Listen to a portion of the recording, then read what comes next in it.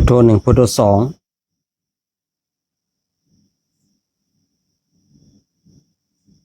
พุทโธหนึ่งพุทโธสอง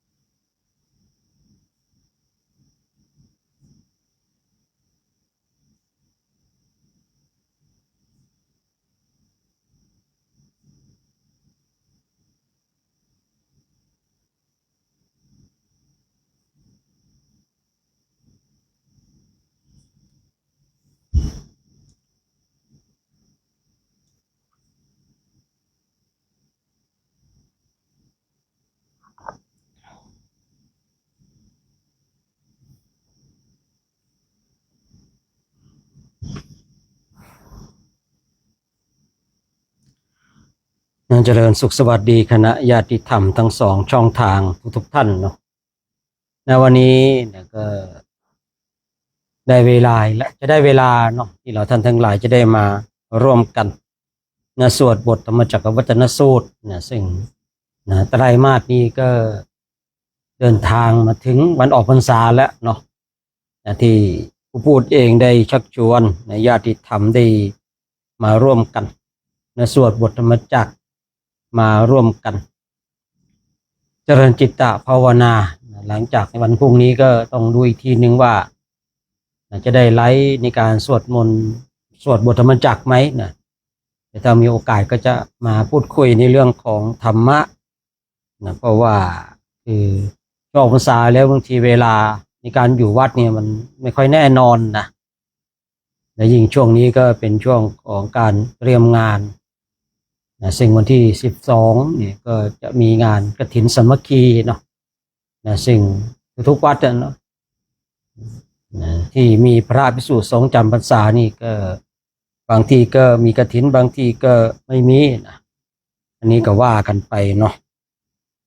อันนี้ก็ว่ากันไปดังนั้นเนาะในไตรมาสนี้เนี่ยเราจะท่านทั้งหลายได้มาร่วมกันสวดบทธรรมจักรกันได้มาร่วมกันสร้างคุณงามความดีสร้างเหตุสร้างปัจจัยสร้างสวรรค์สมบัติสร้างนิพพานสมบัติให้เกิดขึ้นกับตัวของเราเองเพราะว่าบุญที่เราได้กระทำกันนี้ก็จะได้ติดตามตัวเราไปทุกภพทุกชาติเนาะถ้าไม่มีบุญนี่ก็จะลำบากเนาะซึ่งวันนี้เองเนี่ยก็พอเราก็จะสวดมนต์เหมือนเดิมแต่ว่าวันนี้คงไม่ได้นั่งสมาธิเนาะแต่ว่าพอสวดมนต์เสร็จก็จะได้มาพูดมาคุยเพราะว่าต้องไปทำกิจกรรมในวันออกพรรษาจะได้นำพาพระภิกษุสงฆ์นำพาญาติโยมได้ขอขมาลาโทษพระภิกษุสงฆ์เนาะซึ่งทางวัดดอยเทพนิมิตรก็ทำอย่างเป็นประจำไม่ว่าจะเป็นช่วงเข้าพรรษาหรือว่าออกพรรษาเนาะเมื่อวานเองก็ไม่ได้ไลฟ์เพราะว่าวัดมีเหตุการณ์อะไรนิดหน่อยนะก็เลยไม่ใช่นิดหน่อยเนาะก็มากพอจนที่ว่าสามารถทำให้ผู้พูดเองหยุดการไลฟ์ได้เนาะก็เลยพอได้เวลาจริงๆใกล้แล้วก็คงไม่ได้ไลฟ์แน่นอนยังเคลียร์ไม่จบก็เลยหยุดไปหยุดไปก็ทำให้ว่าไตรมาสนี้เราก็ถ้ารวมวันนี้เองเนาะเราก็ได้สวดบ ทธรรมจักรกัน86จบเนาะโอ้รวมถึงวันนี้นะ86จบเนาะก็ถือว่าเข้าท่าเลยเนาะมรรคมีองค์8พอดีเลยนะมรรคมีองค์8พอดีเลยเรารวมวันนี้ด้วยก็86จบเนาะพระพุทธเองก็คุยเรื่องราวนะทั้งหลายมากเหลือเกินเนาะทั้งในช่วงพาเจริญจิตตภาวนาหรือว่าในช่วงที่มาพูดมาคุยกันนะก็เป็นเรื่องปกติเนาะนะซึ่งพระพุทธเองก็ถือว่าทำหน้าที่ของนักบวชในพุทธศาสนาญาติโยมก็มาทำหน้าที่อุบาสกอุบาสิกาคือเราทุกคนก็มีหน้าที่คือพระภิกษุสงฆ์หรือว่านักบวชในพุทธศาสนาก็ทำหน้าที่ของตนเองญาติโยมก็ทำหน้าที่ของตนเองซึ่งวันนี้เองทีแรกก็จะได้ไลฟ์หรือเปล่าคิดไปคิดมาไลฟ์ก่อนดีกว่าเพราะว่าวันพรุ่งนี้เนี่ยอาจจะไม่ได้ไลฟ์หรือว่าอาจจะได้ไลฟ์ก็ยังไม่แน่ใจเพราะวันที่12ก็จะมีงานกฐินแล้วนะคือทางวัดเรานี่พระเขาเตรียมงานกันนะแต่ก็เพียงแต่ยกเต็นท์ยกเก้าอี้กันเท่านั้นเองนะไม่ได้จัดสถานที่หรูหราอะไรยังไงนะแต่ว่าคือจัดเพื่อให้มันพอเหมาะกับวัดวาอารามเนาะนะก็เลยแจ้งให้คณะสัตยาญาติโยมได้ทราบแล้วก็มีข่าวดีนะมีข่าวดีเนี่ยเอาเกินไว้ก่อนเนาะเกินไว้ก่อนเมื่อวานก่อนเนาะที่คุยเรื่องของที่พาพระนะพาคนที่ไปอินเดียกันในไปจาริกเนี่ยได้คุยกับเดชพระคุณหลวงพ่อว่าปีนี้อยากจะเอาคนเนี่ยไปบวชพระจำนวนสัก50คนไปบวชแม่ชีสัก30ไปฟรีนะแต่ต้องมาร่วมกิจกรรมด้วยกันนะสำหรับคนที่ไปฟรีนะเดี๋ยวไว้คุยตอนท้ายรายการกันแล้วกันเนาะตอนท้ายรายการเผื่อว่าอุบาสกอยากจะไปบวชที่ใต้ต้นพระศรีมหาโพธิ์เนาะต้องการ50ท่านส่วนบาสิกาต้องการจะไปบวชที่นะก็ต้องการ30ท่านเนี่ยนะไปฟรีนะแต่ต้องมาร่วมทำกิจกรรมนะเหมือนกับพระฝึกฝนอบรมเหมือนกับพระถ้าใครที่ติดตามผู้พูดก็คงจะได้เห็นกิจกรรมช่วงเดินจาริกธุดงค์ไม่ว่าจะเป็นในประเทศไทยก็ดีทางประเทศอินเดียก็ดีหรือว่าเนปาลก็ดีว่าโหดขนาดไหนอันนี้ไม่ได้ขู่นะแต่ว่าเรื่องจริงเนาะเยาะๆแย่ๆก็ไม่ต้องมานะใจไม่เกิน100นี่ไม่ต้องมาคือเรานี่ต้องรับแบบพระกับพระใจสิงนะสามเณรกับสามเณรใจเด็ดอุบาสกเนี่ยที่จะไปก็ต้องเกิน100พร้อมมอบกายถวายชีวิตเนี่ยนะส่วนอุบาสิกาก็ต้องอยู่แบบพระได้จะได้รู้ว่าที่พระพุทธเจ้าทรงแบบเรื่องของภิกษุณีนะเดี๋ยวเราไว้คุยตอนท้ายกันแล้วกันเนาะเรื่องราวจะได้เจาะรายละเอียดไปนิดนึงเพราะว่าวันต่อไปไม่แน่ใจว่าจะได้มาไล่หรือเปล่าฉะนั้นการสวดบทธรรมจักรวัฒนสูตรของเราในไตรมาสเนี้ยนะอย่างที่ได้กล่าวไว้ว่า86จบพร้อมกับวันนี้นะวันเนี้ย86จบเนาะก็ได้มาสวดได้มาสาธยายกันได้มานั่งมาเป็นเพียรกันแล้วก็ได้ฟังข้อคิดสะกิดใจเนาะบางอย่างก็มีสาระบ้างบางอย่างก็ไม่มีสาระบ้างเราก็ต้องเป็นผู้ที่ฉลาดเนาะในการแยกแยะตรงไหนที่มันมีสาระสำหรับเราเนาะเราก็เอาสิ่งนั้นไปเนาะคือคำพูดประโยคนึงเนี่ยมันอาจจะมีสาระสำหรับบางคนอาจจะไม่มีสาระสำหรับบางคนเนาะคือประโยคนึงนี่บางทีอาจจะคือบางคนเนี่ยมองดูแล้วมีสาระนะบางคนก็มองดูแล้วไม่มีสาระเนี่ยคือพูดยังไงว่าการมาชวนสวดมนต์บางคนก็มองว่ามีสาระนะบางคนบอกโอ้ไร้สาระเนี่ยฉะนั้นพระพุทธจึงบอกว่าการที่เราเนี่ยมาได้ยินได้ฟังนี่ก็เรื่องเอาที่มีสาระสำหรับตัวของเราเนาะสำหรับตัวของเราเองว่าสิ่งนี้มีสาระสำหรับตัวของเรานะ สิ่งที่เรามองว่าไม่มีสาระเราก็ให้คนอื่นเขาเอาไปนะแต่สิ่งที่เราว่าเราของเราไม่มีสาระแต่คนอื่นอาจจะมองว่ามีสาระก็ได้ท่านทั้งหลายผู้พูดเข้าใจตรงจุดนี้เป็นอย่างดีเลยนะคือคำพูดหนึ่งเนี่ยหรือว่าประโยคหนึ่งเนี่ยบางคนก็ถือว่ามีสาระบางคนก็ถือว่าไม่มีสาระนะอันนี้เข้าใจชัดเจนเลยเนาะคือไม่ใช่ว่าคุยคำหนึ่งอย่างหนึ่งเนี่ยให้มีสาระให้คนมองเห็นว่าเป็นสาระทุกคนเลยนี่ไม่ใช่นะฉะนั้นก็ฝากไว้เนาะเดี๋ยวตอนท้ายเดี๋ยวเรามาคุยกันอีกทีนึงหลังจากที่เราสวดบทธรรมจักรจบนะเพราะว่าผู้พูดเองต้องมีกิจกรรมนะไปร่วมกันที่หน้าวัดเนาะวันนี้ตอนนี้ก็ได้เวลาแล้วนะ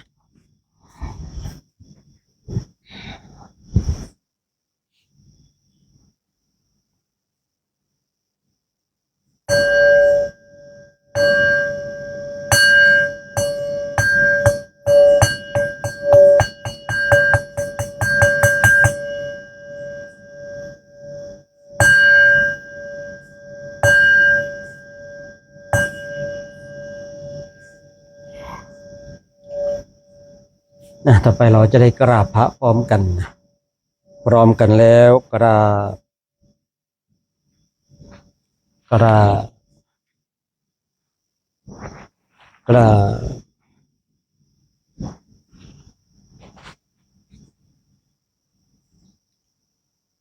โย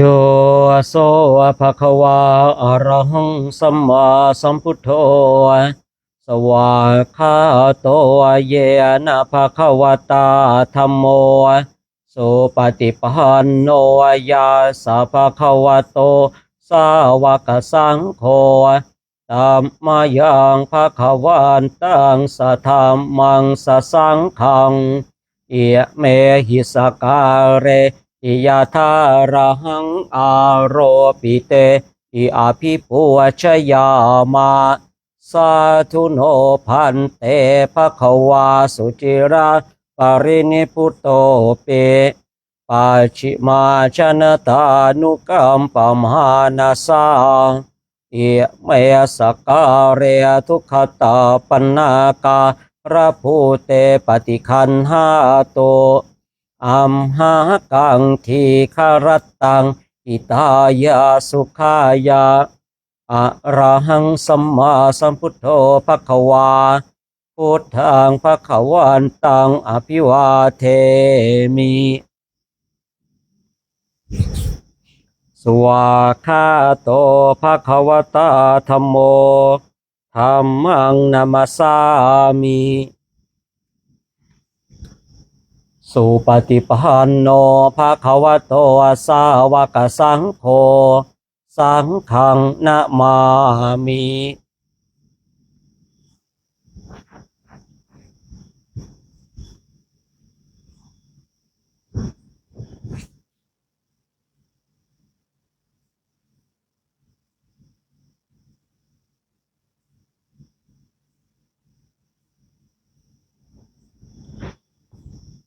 ทุกวันเนาะก่อนที่เราจะได้สวดบทธรรมจักรนี่เราก็จะมีการเชิญเทวดามาร่วมสวดร่วมฟังกับเราเนาะเทวดาก็คงจะดีใจเนาะโอ้ได้มาสวดธรรมจักรกับเราได้มาฟังเราสวดบทธรรมจักรนะเทวดาเทวดาคงดีใจเนาะฉะนั้นเดี๋ยวเราอยู่ทางบ้านเราก็ร่วมกันเชิญเทวดาพร้อมกันนะภริตวานเมตังสเมตาภาทันตาอวิคิจจิตตาภริตังภานันโตสักเคกาเมจะโรเปคิริสิคารตเตจันตริเควิมาเนทีเปรเทจะคาเมตโรนาคหเนเคหวัตุมหิเกเตภูมมาจะยันตุเทวาชารถะราวิสเมยาขคันธาพนาคาเตทันตาสันติเกยังมุนิวะระวัจนังสวทโวเมสุนันโตธรรมสวนากาโลอะยัมพัทันตาธรรมสวนากาโลอะยัมพัทันตาธรรมสวนากาโลโหอ อะยัมภะทันตา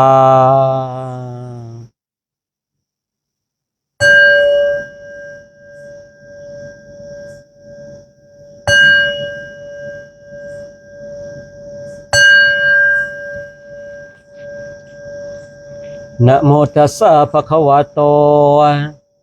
อะระหะโตสัมมาสัมพุท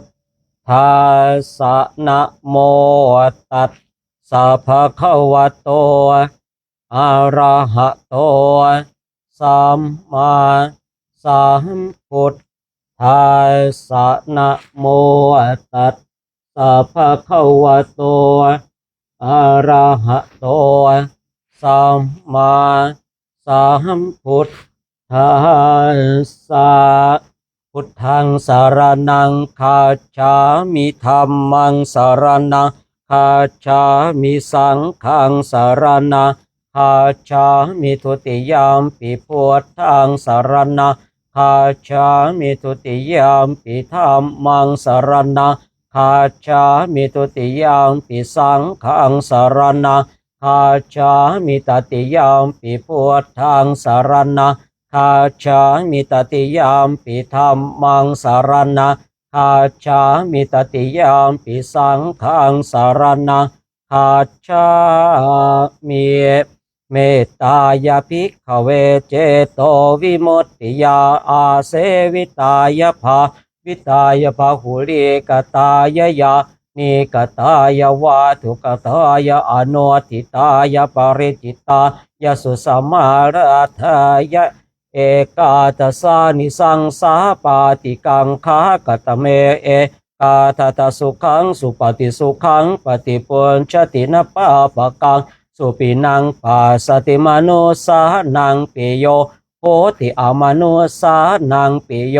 โหติเทวตาราคันตินาสอากิวาวิสังวาสัทธังวากรรมติตัวตังจิตตังสมาธิยติมุขวันโนเวภาเสสติอสัมมูลโหการังการนติอุตริงอาปฏิเวชันโตพระมโลกุปโคโหติเมตตายาภิกขเวเจโตวิมุตติยาอาเสวิตายาภาวิตายาภาหุลิกตายายาเนกตายาวาทุกตายาอโนทิตายาปริจิตายาสุสมาราธายาอิเมเอกาตสานิสังสาปาติกังคาติอิธรรมโวจะปะคะวาอาตมนาเตภิกขุภะคะวะโตภาสิตังอภินันทุนเตต่อไปเราจะได้สวดบทธรรมจักรวัฒนสูตรกันนะ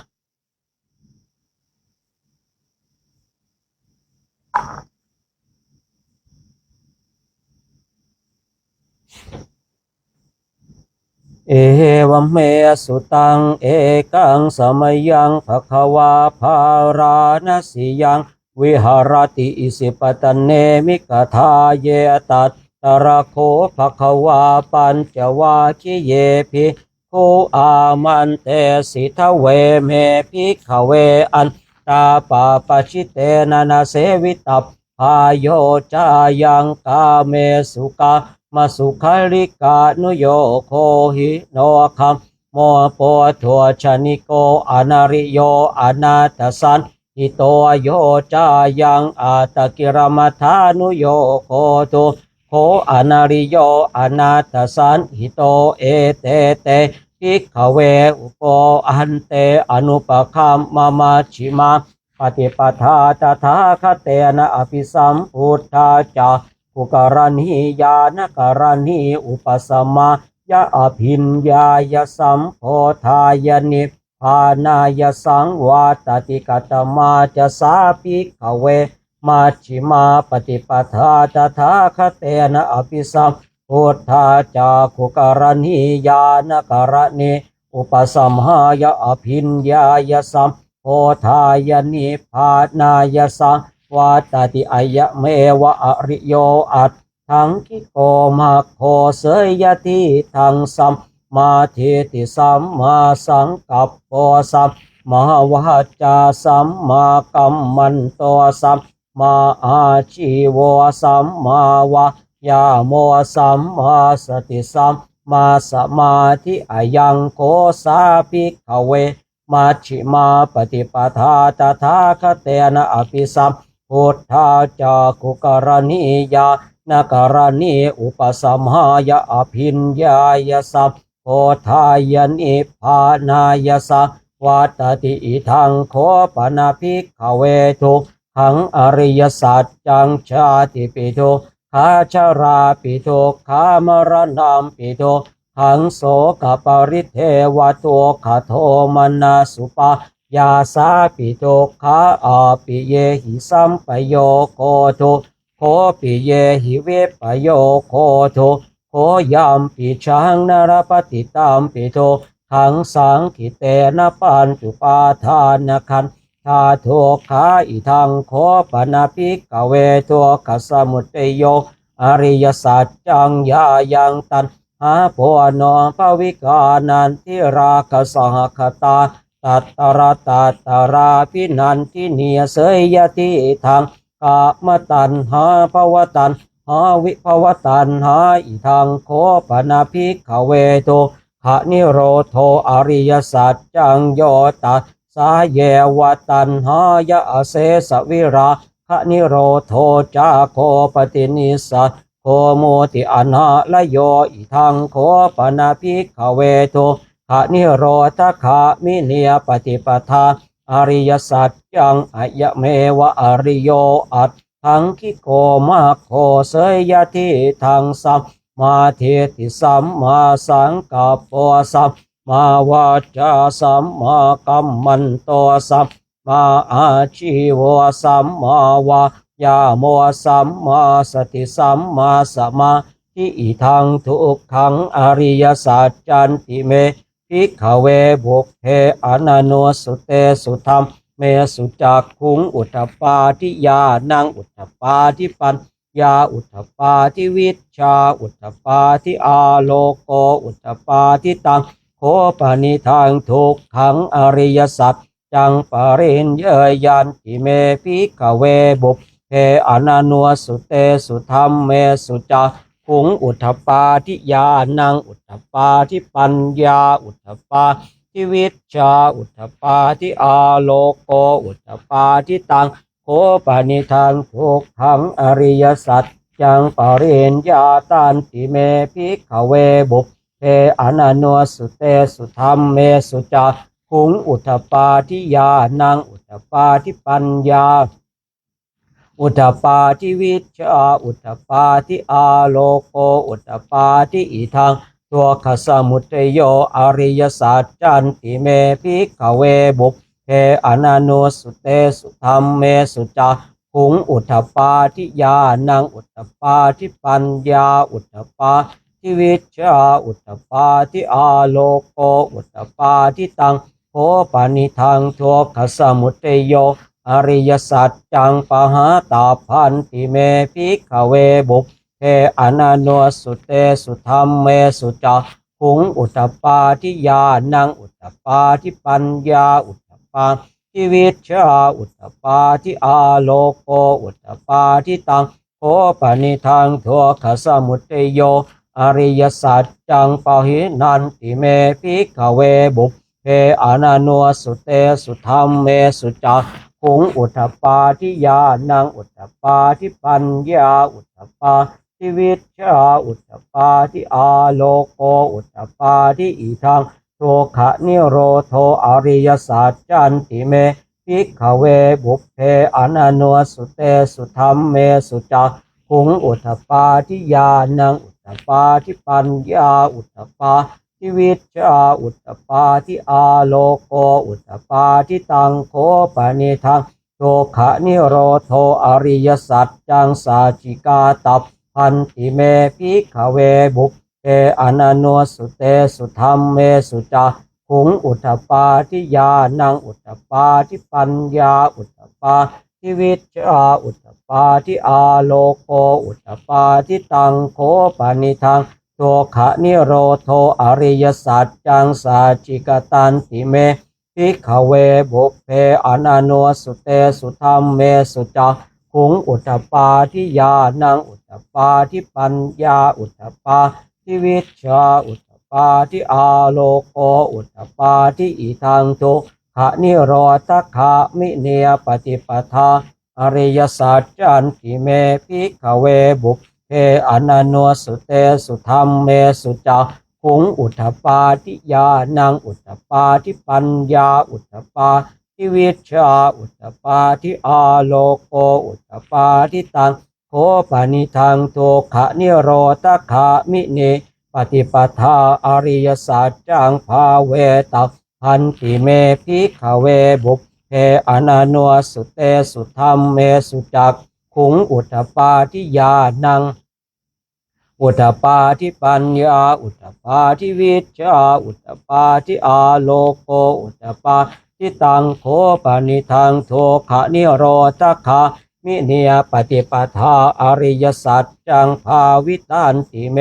ภิกขเวบุพเพอนันโนสุเตสุธรรมเมสุจาขุงอุตตปาทิยานังอุตตปาทิปัญญาอุตตปาทิวิชชาอุตตปาทิอาโลโกอุตตปาทิยาวกิวันจะเมภิกขเวอิเมสุจตุสุอริยสัจเจสุเอวันติปริวัตตังตวาทัสสะการังยะถาภูตังญาณทัสสนังนาสุวิสุทธังอโหสิเนวตาวาหังภิกขเวสเทวะเกโลเกสมาพระเกสพรามเกสาสมณพรามณิยาปัจฉายสเทวมนุษย์สายอนุตตรังสัมมาสัมโพธิงอภิสัมพุทโธปัญจัญญาสิงยโตจะโคเมภิกขเวอิเมสุจตุสุอริยสัจเจสุเอวันติปริวัตตังทวาทัสสะการังยะถาภูตังญาณทัสสนังสุวิสุทธังอโหสิอัฏฐหังภิกขเวสเทวะเกโลเกสมาระเกสพรามเกสาสมณพรามณิยาปัจฉายสเทวมนุษย์สายอนุตตรังสัมมาสัมโพธิงอภิสัมพุทโตปัญจัญญาสิงญานันจะปนเมธาสนังอุทธปาทิอโกปาเมวิโมติอายมันติมาชาตินันติธานิปุนาภโวติอิทัมโวจะปะคะวาอาตมนาปัญจวาคิยาเพภูปะคะวะโตภาสิตังอภินันทุงอิมาสมิงจะปนเวยยากรณาสมิงพันยมาเนอายาสมโตโกทัญญาสเวรชังวีตมรังธรรมจากขุงอุตตปาทิยังกินจิสมุทัยธรรมมังสัพพันตังนิโรธธรรมมันติปวาติเตจะปะคะวตาธรรมจากแก่ผู้มาเทวาสาธรรมโนสาเวสุงเอตัมภควตาภารานสียังอิสิปตเนมิกทาเยอนุตตรังธรรมมาจากกังปวัตติตังอาปฏิวัติยังสมณเณนวาพรามเณนวาเทเวนวามาเรนวาพรามมุนาวาเกนจิวาโลกัสสมินเต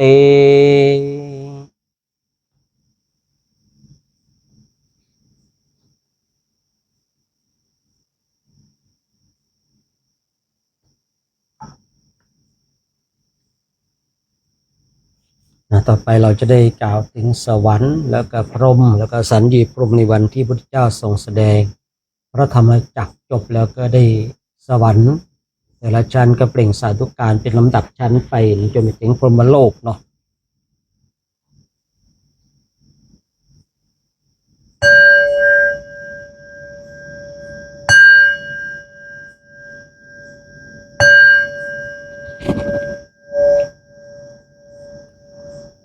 ภูมิมหานังเทวานังสัตทังสุตวาจาตุมหาราชิกาเทวาสัทธมโนสาเวสุงจาตุมหาราชิกานังเทวานังสัตทังสุตวาตาวติง สาเทวาสาธรรมโนสาเวสงตาวติงสานังเทวานังสัตทังสุตวายามาเทวาสาธรรมโนสาเวสงยามานังเทวานังสัตทังสุตวาตุสิตาเทวาสาธรรมโนสาเวสงตุสิตานังเทวานังสัตทังสุตวานิมานารติเทวาสาธรรมโนสาเวสงนิมมานารตินังเทวานังสัตทังสุตวาปารเนมิสวาสวัตติเทวาสาธรรมโนสาเวสงปารเนมิสวาสวัตตินังเทวานังสัตทังสุตวาพระมปริสัทชาเทวาสัตธรรมโนสาเวสงพระมปริสัทชานังเทวานังสัตทังสุตวาพระมปโรหิตาเทวาสาธรรมโนสาเวสงพระมปโรหิตานังเทวานังสัตทังสุตวามหาพรหมาเทวาสาธรรมโนสาเวสงมหาพรหมานังเทวานังสัตทังสุตวาปริตาภาเทวาสาธรรมโนสาเวสงปริตาภานังเทวานังสัตทังสุตวาอาปมานาภาเทวาสาธรรมโนสาเวสงอาปมานาภานังเทวานังสัตทังสุตวาอาภาสราเท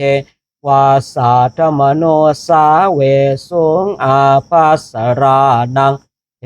วานังสัตทังสุตวาปเรตสุภาเทวาสาธรรมโนสาเวสงปเรตสุภานังเทวานังสัตทังสุตวังอาปมาณสุภาเทวาสาธรรมโนสาเวสุงอาปมาณสุภานังเทวานังสัตทังสุตวาสุภกินนหกาเทวาสาธรรมโนสาเวสุงสุภกินนหกานังเทวานังสัตทังสุตวาเวอาภราเทวาสาธรรมโนสาเวสุงเวอาภรานังเทวานังสัตทังสุตวาอวิหาเทวาสาธรรมโนสาเวสุงอวิหานังเทวานังสัตทังสุตวังอตัปปาเทวาสาธรรมโนสาเวสุงอตัปปานังเทวานังสัตทังสุตวาสุทาสาเทวาสาธรรมโนสาเวสุงสุทาสานังเทวานังสัตทังสุตวาสุทาสีเทวาสาธรรมโนสาเวสุงสุทาสีนังเทวานังสัตทังสุตวาอากเนทกาเทวาสาธรรมโนสาเวสุงเอตัมภควตาภาราณสียังอิสิปตเนมิกทาเยอนุตตรังธรรมมาจากกังปวัตติตังอาปฏิวัติยังสมันเนนวาพระมเนนวาเทเวนวามะเรนวาพระมุนอาวาเกนจิวาโลกัสสมินเตอิติหะเตนะคันเนนะเตนะมโหเตนะยาวะพระมโลกาสัตโตอาปุญคันจิอายัญจะทัสสะหะสีโลกธาตุสังกัมปิสังปะกัมปิสัมปะเวทิอาปมหาโนจะโอลาโลโอภาโสโลเกปะตุระโหสิอติกัมเมวะเทวานังเทวานุภาวังอัตโคภควาอุทานังอุทาเนสิอัญญาสิวัตโพโกทันโยอัญญาสิวัตโพโกทันโยติอิติหิทังอ อายาสมโตโกทัญญาสอัญญาโกทัญโยตเววนามังอโหเสติ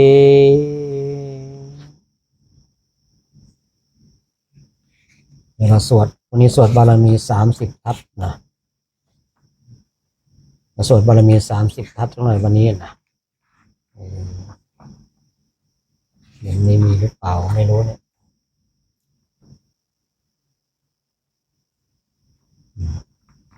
ยสวดบารมี30 ทัศนะ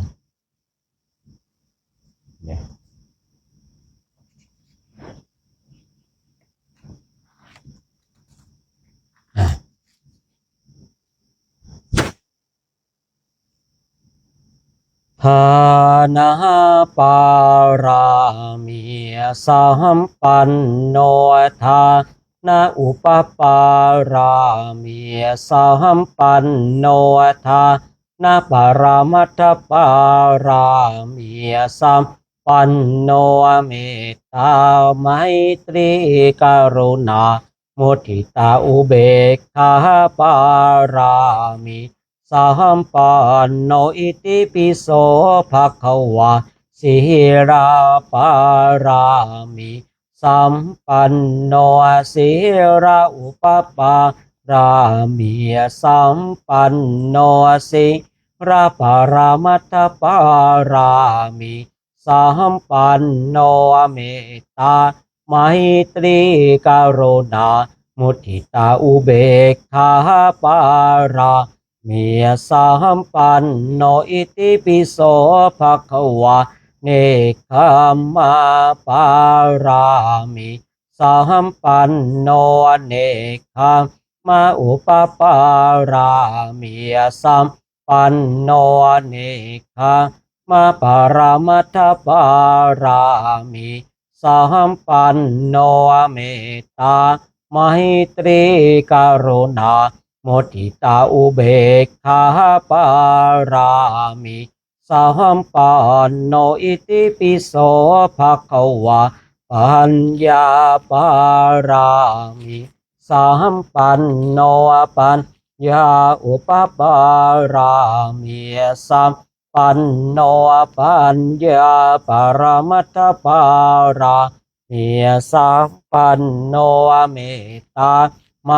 ตรีกรุณามุทิตาอุเบกขาปารามิสัมปันโนอิติปิโส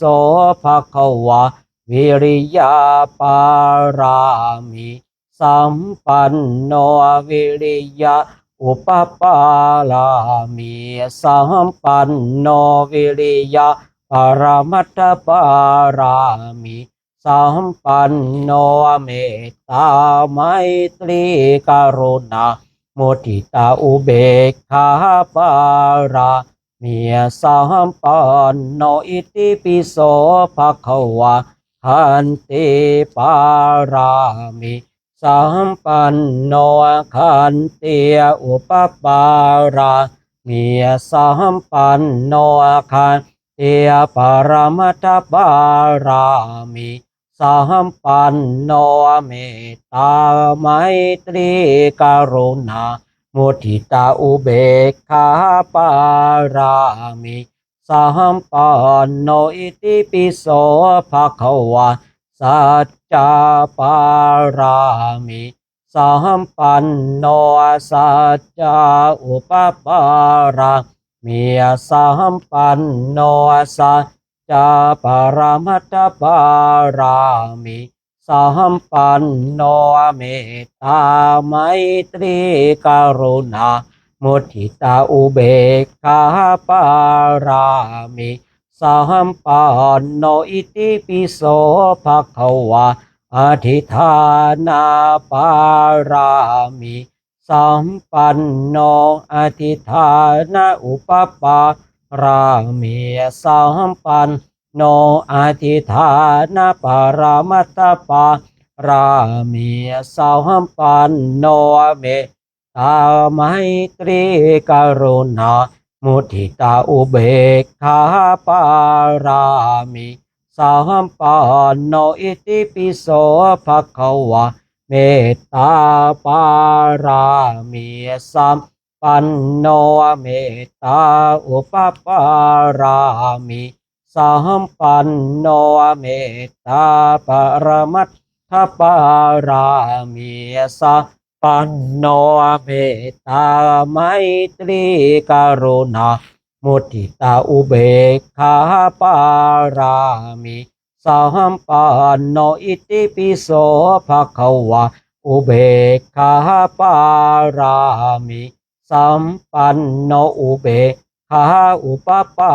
รามิสัมปันโนอุเบกขาปรมัตถปารามิสัมปันโนเมตตาไมตรีกรุณามุทิตาอุเบกขาปารามิสัมปันโนอิติปิโส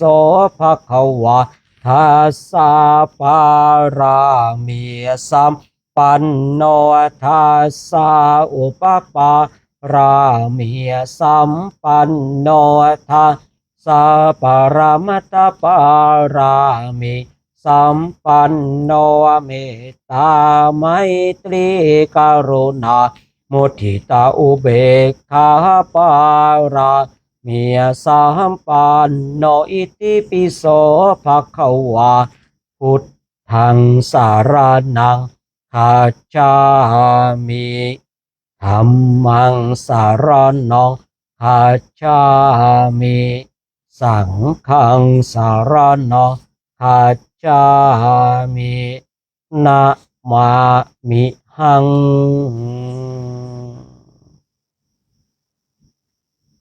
อาการสวดมนต์ของเราเนาะสวดบทธรรมจักรจบเพียงเท่านี้ต่อไปเราจะกรวดน้ำตอนเย็นกันนะเราจะได้กรวดน้ำตอนเย็นเดี๋ยวเราก็จะได้สนทนาธรรมกันสักนิดหนึ่งนะ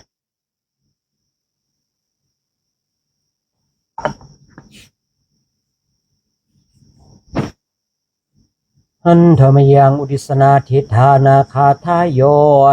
อนามาเสยอิมินาปุญญกรรมเมนา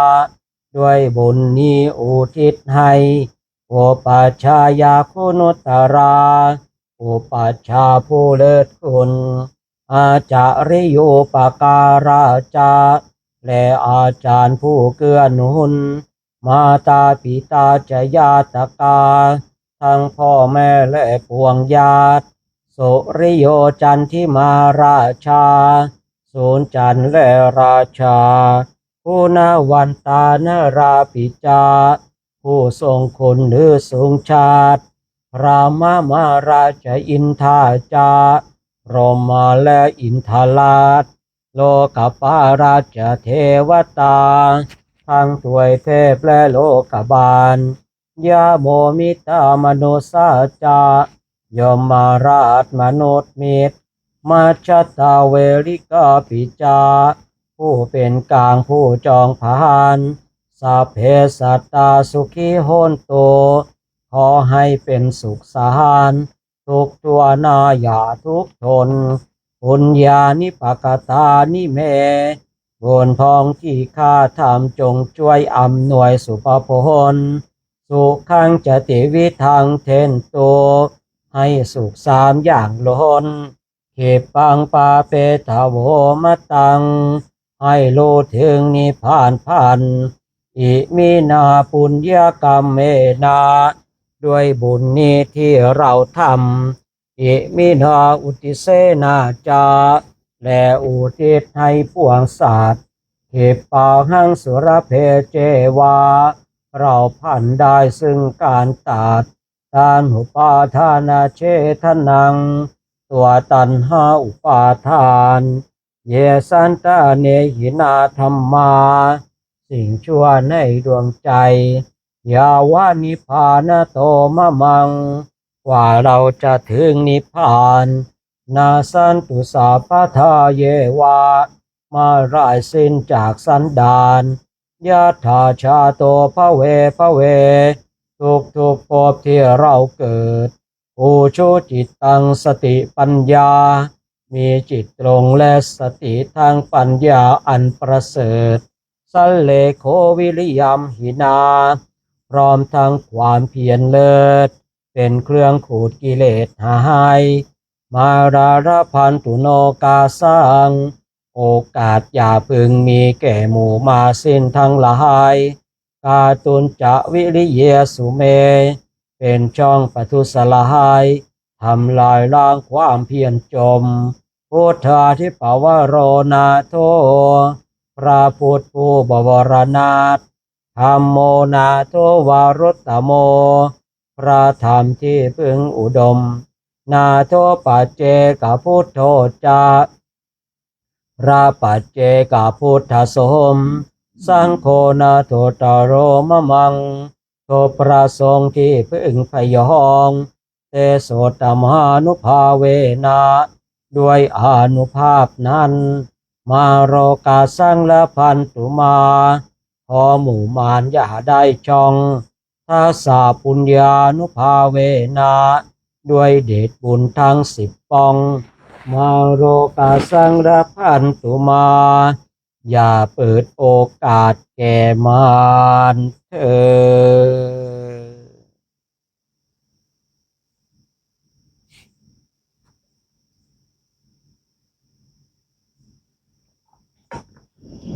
วันนี้เราคงไม่ได้นั่งสมาธิเนาะแต่ว่าเดี๋ยวสนทนาธรรมกันสักแป๊บหนึ่งนะ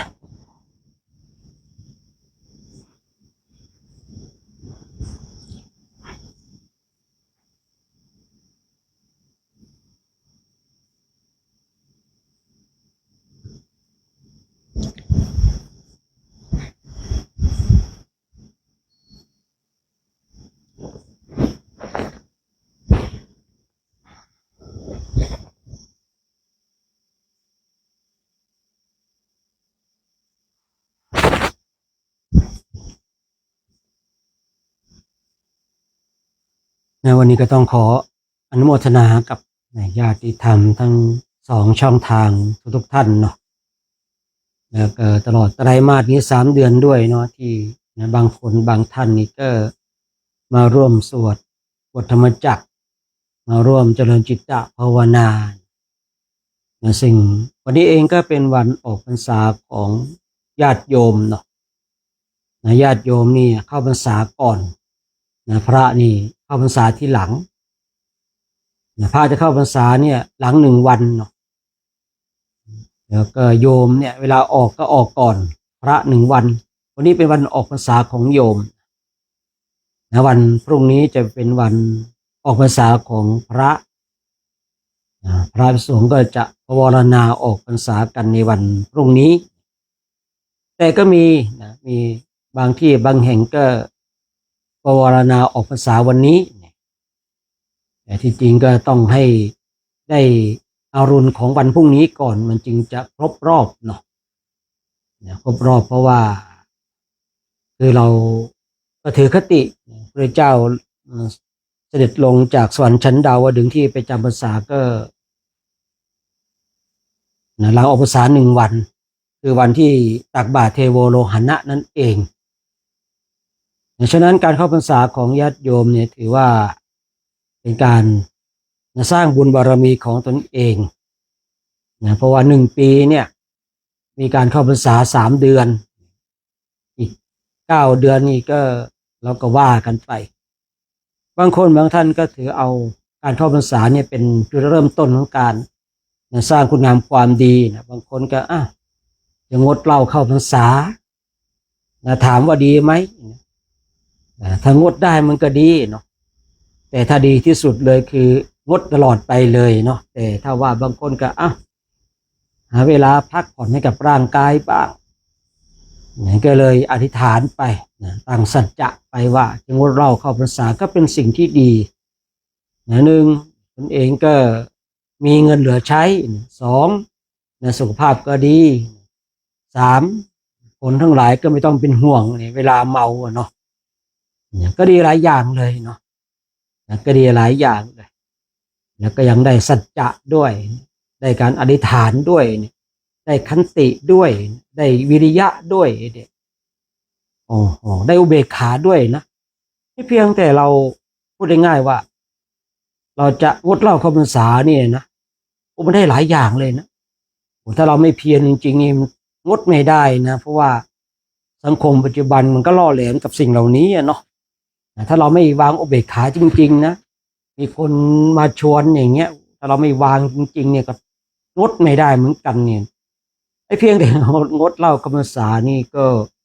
เรื่องของบารมีธรรมนี่ก็ไม่ธรรมดานะท่านทั้งหลายนะเราคือที่พูดบอกว่าคือเราพิจารณาในบารมี10 ทัศเอาเถอะว่ามีอะไรบ้างได้อะไรบ้างจากการกระทำของเราเนี่ยเพียงแต่งดเหล้าเข้าพรรษานี่ก็ได้บารมีหลายอย่างเลยเนาะได้บารมีหลายอย่างเลยดังนั้นใน1 ปีเนี่ยก็มีการเข้าพรรษา3 เดือน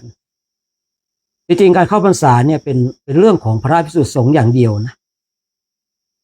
แต่ว่าช่วงหลังของเราก็โยมก็อยากจะเข้าบ้างนะโยมก็อยากจะเข้าบ้างเขาเลยให้โยมเนี่ยเข้าก่อนเมื่อเข้าก่อนก็ออกก่อนพระนี่เข้าทีหลังก็ออกทีหลังคือพระนี่ก็จะออกในวันพรุ่งนี้นะพรุ่งนี้กันก็พอเมื่อแสงเงินแสงทองจับนะขอบฟ้าแล้วก็ได้ละสามารถภาวนาในช่วงตั้งแต่พระอาทิตย์ขึ้นได้เลยนะสามารถเดินทางไปตามสถานที่ต่างๆได้อย่างสบายใจนะอย่างสบายใจเลยนะบางรูปนะบางคนบางท่านนี่ก็จะได้ถือโอกาสนะจาริกธุดงค์อย่างที่ได้กล่าวไว้ว่าปีนี้เองเนี่ยซึ่งทางวัดดอยเทพนิมิตรตำบลป่าซางอำเภอแม่จันทร์จังหวัดเชียงรายนี่มีโครงการจาริกธุดงค์ประเทศไทยอินเดียและเนปาลนะซึ่งปีนี้ก็เป็นปีที่12ซึ่งปีนี้เองพระเดชพระคุณหลวงพ่อว่าอยากเปิดโอกาสให้อุบาสกสัก50 ท่านอุบาสิกา30 ท่านไปบวชที่ประเทศอินเดียที่ใต้ต้นพระศรีมหาโพธิ์ประมาณนั้นอาจจะบวชที่ประเทศอินเดียดูอีกทีนึงแต่ว่าที่ได้พูดกันไว้คือใต้ต้นพระศรีมหาโพธิ์เนาะเนี่ยการที่จะไปบวชที่นู่นเนี่ยคือเบื้องต้นเองคืออุบาสกก็ดีอุบาสิกาก็ดีให้ไปฟรีนะแต่ต้องเข้าการอบรมนะเข้าการอบรมตั้งแต่วันที่คือก่อนวันที่14 พฤศจิกายน 68เนี่ยต้องมาพร้อมกันที่วัดดอยเทพนิมิตรละคือก่อนวันที่14 พฤศจิกายนเนี่ย68เนี่ยต้องมาพร้อมกันที่วัดดอยเทพนิมิตรละเพราะว่าตั้งแต่วันที่14ไปก็จะเริ่มเข้าการอบรมนะเริ่มการอบรมแล้วก็พาจาริกธุดงค์ทั้งอุบาสกอุบาสิกาคือเมื่อไปบวชที่อินเดียแล้วเนี่ยอย่างสมมติว่าอุบาสกมีความปรารถนาจะอยู่ต่อก็ได้หรือว่ากลับมาที่สิกขาลาเพศก็ได้ส่วนแม่ชีเองก็เหมือนกันนะแม่ชีเองก็เหมือนกันคือพูดง่ายๆว่าพาไปฟรีค่าใช้จ่ายทุกอย่างเนี่ยเดี๋ยวทางวัดจัดการให้เพียงแต่ว่าเราเข้ามาอบรมแบบเข้มข้นนะใจสอบไม่ต้องมานะลีลามากไม่ต้องมารู้มากไม่ต้องมา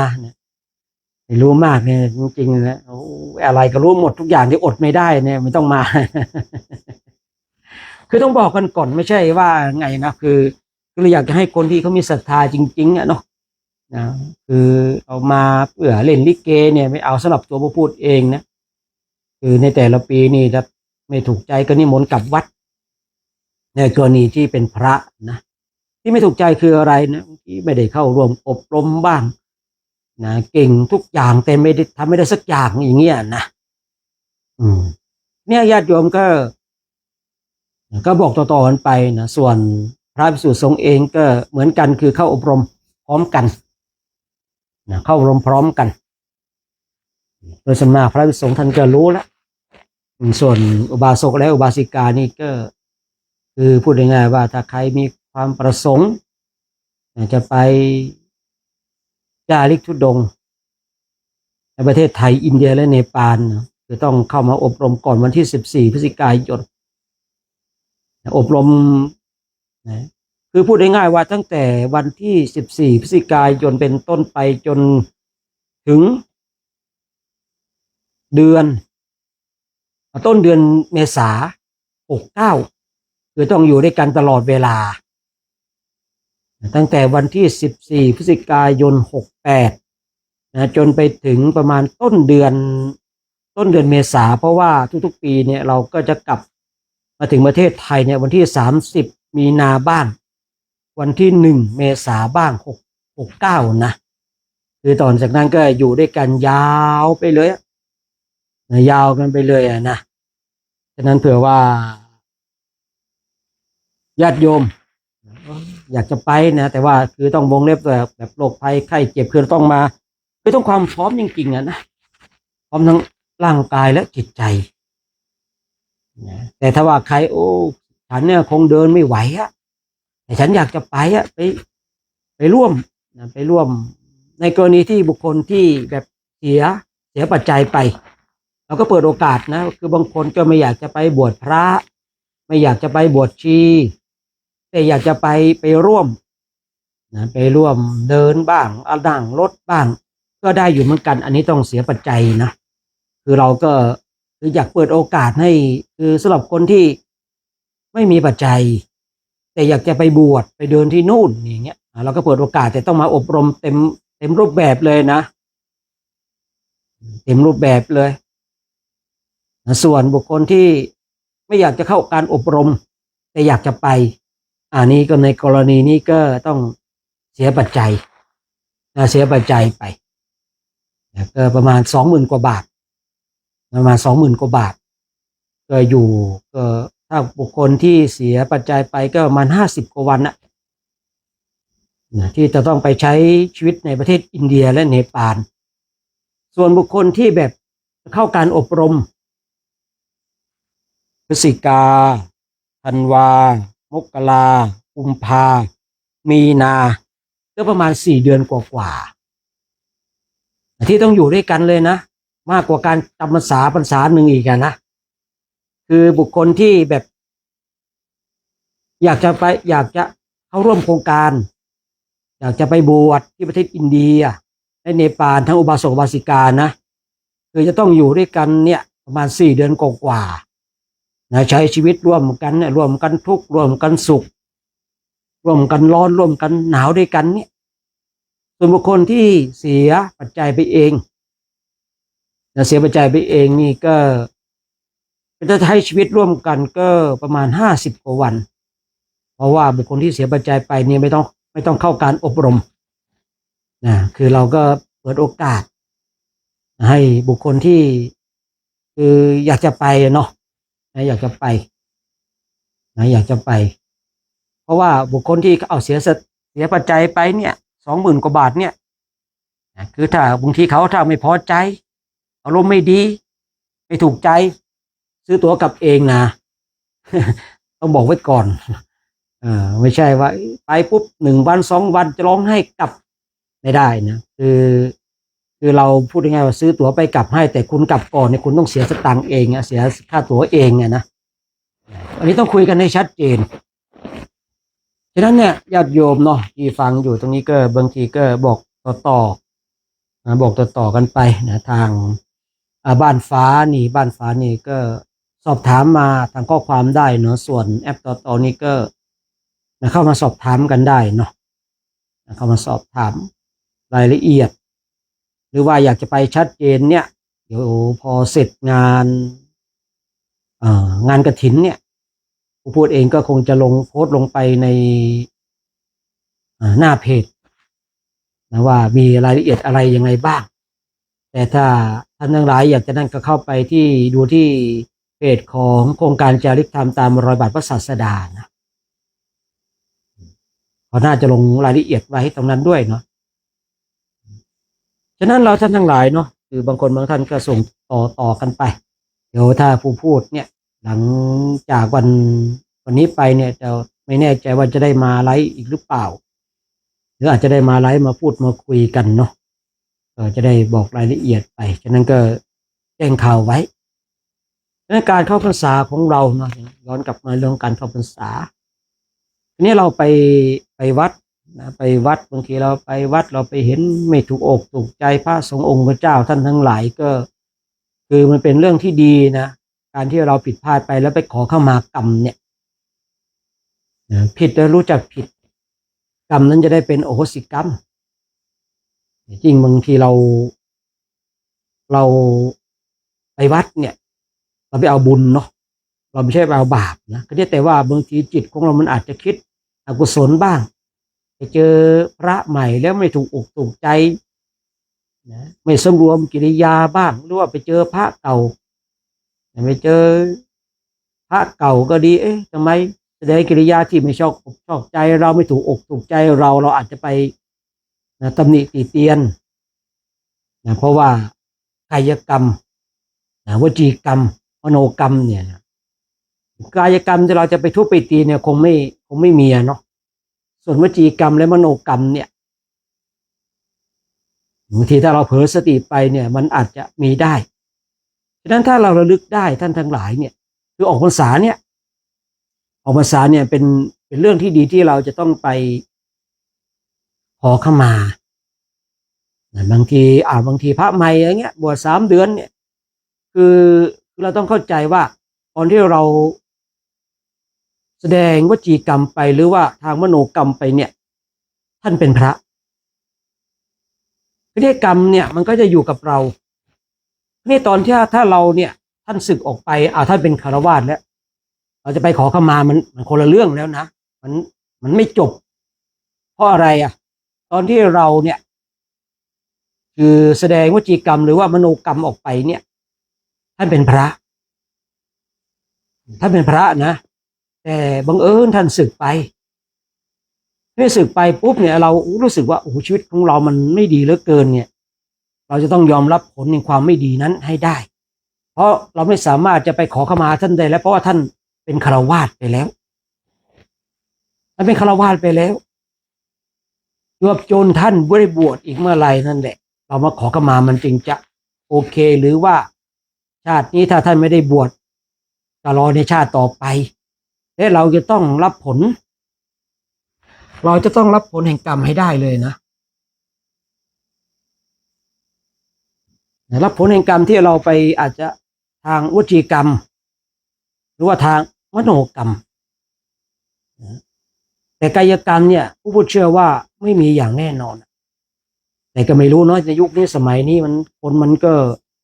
คือมันเลยบาปไปแล้วคือบางคนบางท่านเนี่ยที่เราเห็นอุ้ยทำไมไม่ด่าพระอย่างนั้นน่ะไม่กลัวบาปเหรอท่านทั้งหลายคนบางคนเนี่ยมันเลยบาปไปแล้วไม่ต้องเอาบาปมาขู่มาพูดกับเขาหรอกคนบางคนนะ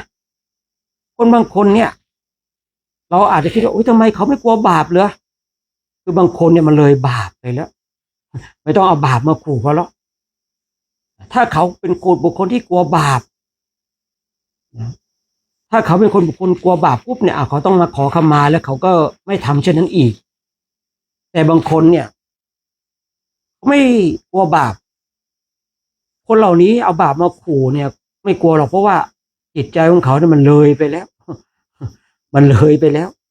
บุคคลเหล่านี้มันพูดง่ายๆว่าเมื่อตนเองเจอกรรมวิบากเมื่อไหร่หรือว่าตัวเองตายเมื่อไหร่นั่นแหละเมื่อนั้นจะได้รับผลแห่งกรรมนั้นแต่ตอนที่แบบบางคนเนี่ยด่าพระเองเนี่ยอย่างเราเนี่ยโอ้โหไม่กล้าเลยนะไม่กล้าเลยอย่างเงี้ยนะแต่ทำไมเขากล้าล่ะเขาไม่กลัวบาปหรือสำหรับบางคนเนี่ยอย่างที่ผู้พูดกล่าวไว้ว่ามันเลยบาปไปแล้วเอาบาปมาขู่เนี่ยไม่กลัวหรอกนะฉะนั้นเนี่ยบางทีเราอาจจะเผลอสติได้ไปบางทีด้วยความที่เราไม่รู้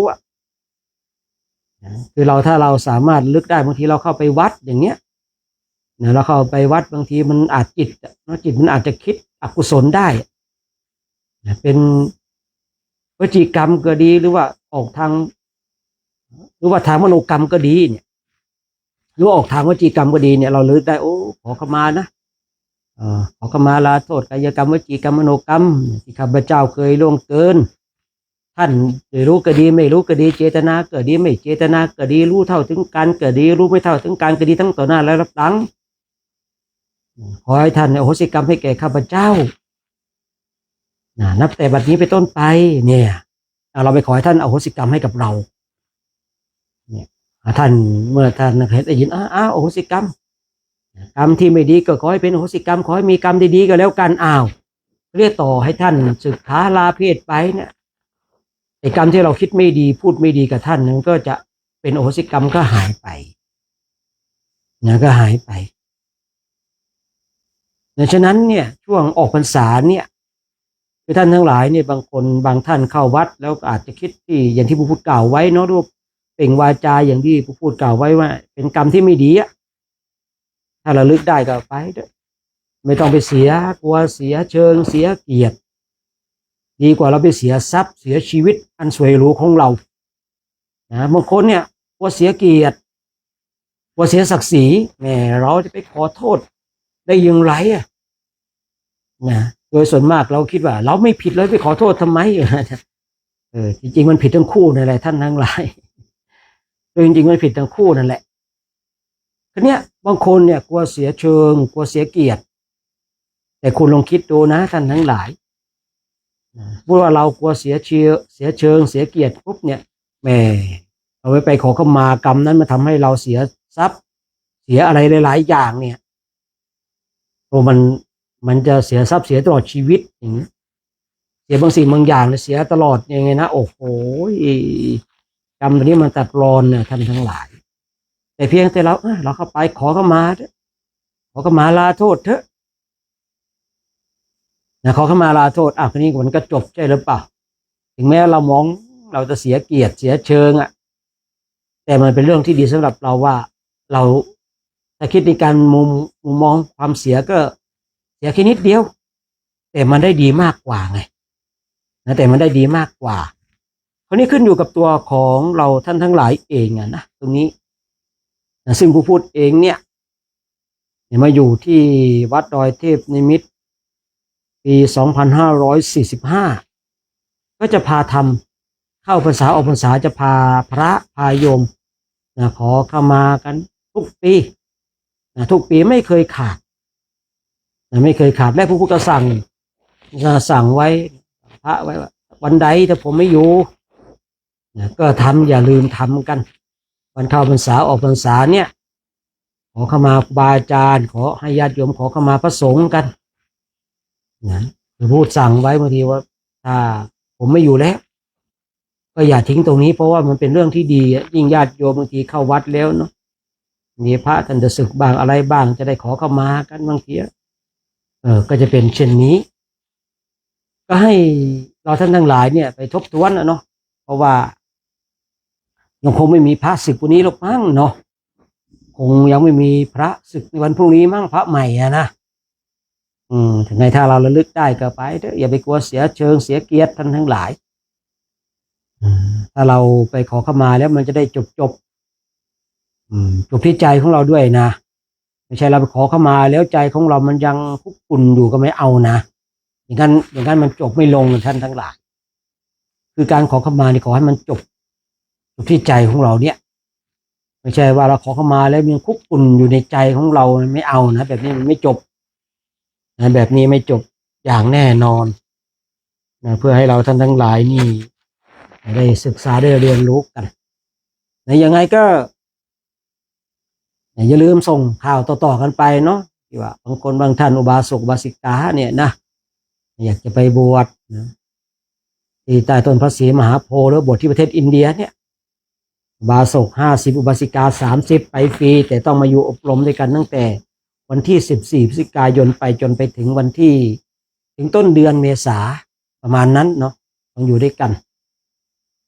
เผื่อว่าบางคนบางท่านก็สุขภาพพร้อมสุขภาพกายพร้อมสุขภาพใจพร้อมจะได้ไปร่วมสร้างบุญและบารมีกันเพราะผู้พูดเองก็ลงคลิปบ่อยๆอยู่ในการเดินที่ประเทศอินเดียและเนปาลเนาะก็จะประมาณนั้นก็ประมาณนั้นฉะนั้นก็ ฝากไว้เนาะซึ่งในไตรมาสนี้3 เดือนนี้เราท่านทั้งหลายก็ได้มาร่วมกันสวดบทธรรมจักรวัฒนสูตรนี่86จบวันนี้เนาะในวันพรุ่งนี้ก็ยังไม่แน่ใจเพราะว่าช่วงนี้มันต้องเร่งๆอะไรหลายๆอย่างหลายๆอย่างถึงแม้ว่าเราไม่ได้มาสวดบทธรรมจักรเนาะแต่ว่าญาติโยมก็อย่าไปทิ้งการสวดกันนะเนาะเพราะว่าจริงผู้พูดเองบางทีก็ทำอะไรเสร็จอะไรก็ดึกก็มาสวดที่หลังเนี่ยคือพอเราอยู่แบบสวดเองเนี่ยบางทีมันสวดเวลาไหนก็ได้อะเนาะแต่ถ้าว่าเรามาไลฟ์นี่บางทีมันถ้าแบบไม่ตรงเวลาหน่อยบางทีโยมก็โอ้อาจารย์สวดเช้าไปอะ1 ทุ่มเขายังว่ายังแบบยังเช้าอยู่สวดไม่ทันเลยอะมาอีกทีนึงอ้าวปวดน้ำแล้วแต่มาฟังอาจารย์พูดคุยก็ยังดีอะนะก็บอกว่าก็ยังดีอะนะยังไงเราก็ท่านทั้งหลายก็อย่าไปทิ้งในการสวดมนต์ยังไงถ้าเราทิ้งการสวดมนต์เราก็อย่าไปทิ้งการภาวนาซึ่งพูดเองก็ย้ำบ่อยๆว่าการสวดมนต์เนี่ยเราสามารถทิ้งได้แต่การเจริญจิตตภาวนาเราอย่าไปทิ้งนะแต่ถ้าเราทำควบคู่กันไปสวดมนต์ด้วยภาวนาด้วยมันก็เป็นเรื่องดีสำหรับตัวของเรานะแต่ถ้าว่าเราเนี่ยเลือกในสิ่งหนึ่งสิ่งใดระหว่างการสวดมนต์กับการเจริญจิตตภาวนาผู้พูดเองก็เคยคุยอย่างเป็นประจำว่าการสวดมนต์เราสามารถทิ้งได้แต่เราไม่สามารถที่จะทิ้งการเจริญจิตตภาวนาได้ฉะนั้นในผู้พูดเองเนาะที่มาไลฟ์ทุกวันนะเกือบทุกวันเนาะในช่วงไตรมาสนี้ถ้าพูดในสิ่งหนึ่งประการใดไปนี่ถ้าคือทำให้ท่านทั้งหลายไม่พอใจหรือว่าไปกระทบกระเทือนจิตใจคือผู้พูดเองก็ไม่ได้มีเจตนาเนาะคือก็พูดไปบางทีก็คือบางคนบางท่านพอฟังไปว่าเราหรือเปล่าเนาะไปสะกิดแผลเราหรือเปล่าจริงๆไม่มีเจตนาเนาะไม่มีเจตนาเพราะว่าก็พูดคุยไปบางทีก็ไปสะกิดแผลในใจของท่านทั้งหลายบางคนบางท่านก็ต้องขอประทานอภัยแต่ในเจตนาของพุทธเองเวลาพูดคุยไปก็อยากจะให้เราท่านทั้งหลายได้เข้าใจได้มีแรงในการฝึกฝนอบรมจิตตภาวนาแล้วก็ได้พูดคุยสิ่งต่างๆคือพูดง่ายๆว่า86วันเนี่ยที่เราได้มาร่วมกันเนี่ยพูดไปก็เยอะพอสมควรเนาะช่วงที่เรานั่งภาวนาก็85เรื่องเนาะเพราะว่าวันนี้เราไม่ได้ภาวนาฉะนั้นถ้าผู้พูดเองเนาะพูดอะไรผิดพลาดไปกระทบกระเทือนจิตใจเราท่านทั้งหลายก็ต้องขอประทานอภัยไว้ณโอกาสนี้ด้วยเนาะญาติโยมทุกคนทุกท่านก็ให้ตั้งอยู่ในคุณงามความดีอย่าประมาทในชีวิตถ้าเราประมาทในชีวิตแล้วชีวิตของเราก็จะเปรียบเสมือนกับบุคคลที่ตายแล้วเนาะเดี๋ยวพูดเองจะขอดูคอมเมนต์สักนิดนึงก่อนที่จะจบเพราะว่าเดี๋ยวต้องไปร่วมกิจกรรมทางหน้าวัดอยู่เนาะงั้นขอดูคอมเมนต์สักนิดนึงนะ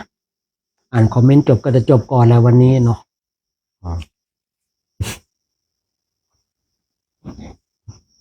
พรุ่งนี้ก็จะมีงานตักบาตรเทโวโลหะนะที่วัด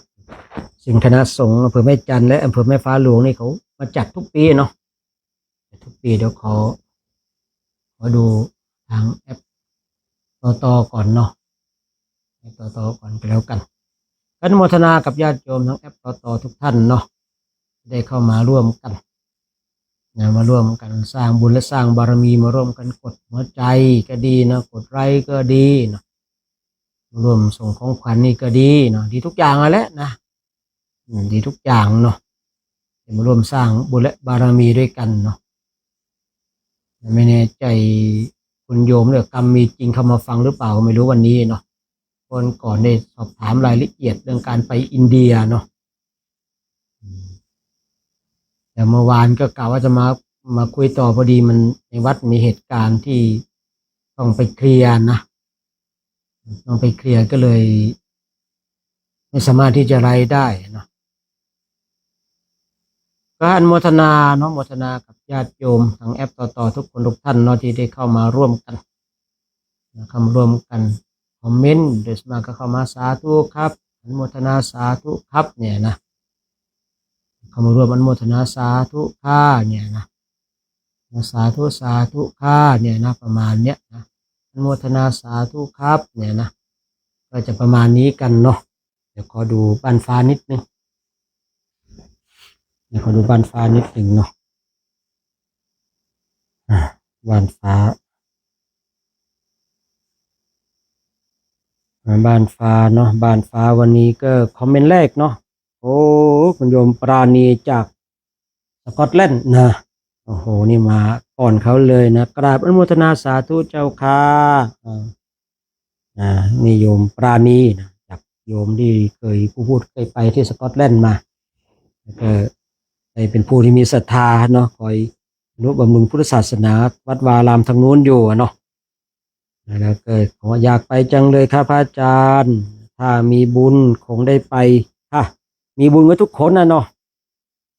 มีบุญทุกคนแต่ว่าจะจัดสรรเวลาได้หรือเปล่าทุกคนมีบุญทุกคนนะแต่ว่าจะมีเวลาหรือเปล่า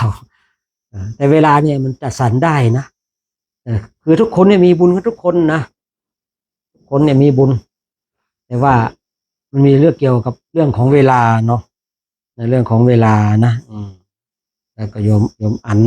สาธุบุญบารมีนำจ้าเนาะแล้วก็คุณโยมสุภาพันธ์กราบอนุโมทนาสาธุเจ้าค่ะ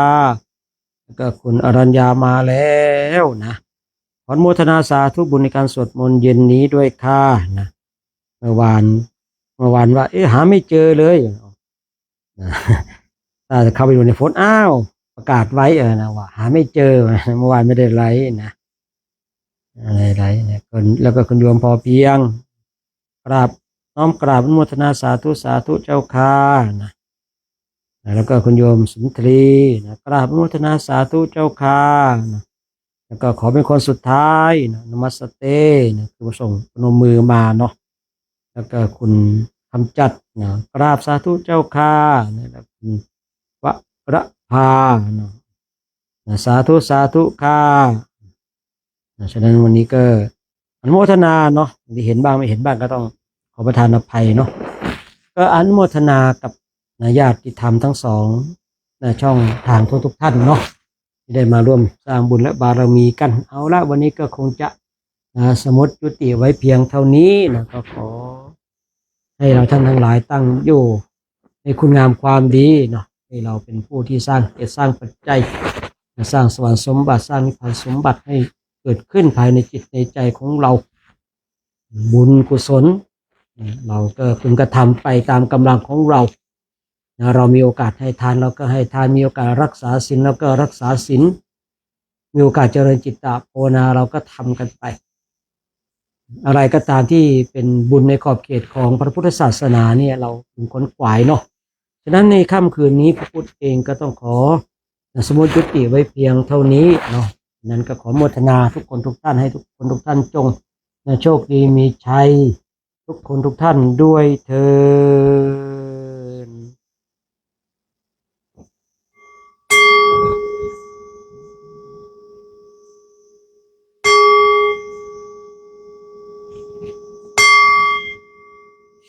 คือเดี๋ยวจะต้องไปร่วมกิจกรรมพาพระพาโยมขอเข้ามาครูบาอาจารย์เนาะ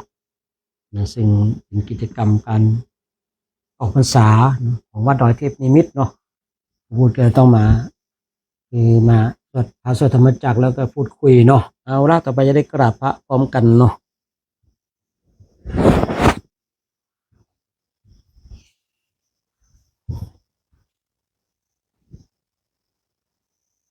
อะระหังสัมมาสัมพุทโธ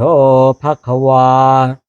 พุทธังภควันตังอภิวาเทมิสวาคาโตภควตาธัมโมธัมมังนามัสสามิสุปฏิปันโนภควโตสาวกสังโฆสังฆังนะมามิ มหาตาปิโตโคนังอาหังวันทามิโคโรอุปชฌาย์อาจาริยาโคนังอาหังวันทามิน้อมจิตน้อมใจกราบคุณครูบาอาจารย์พร้อมกัน3 ครั้งพร้อมแล้วกราบกราบกราบโชคดีมีชัยทุกคนทุกท่านเด้อนะวันต่อไปยังไม่แน่ใจเนาะว่ากันอีกทีกันแล้วกันเนาะโชคดีมีชัยทุกคนทุกท่านนะ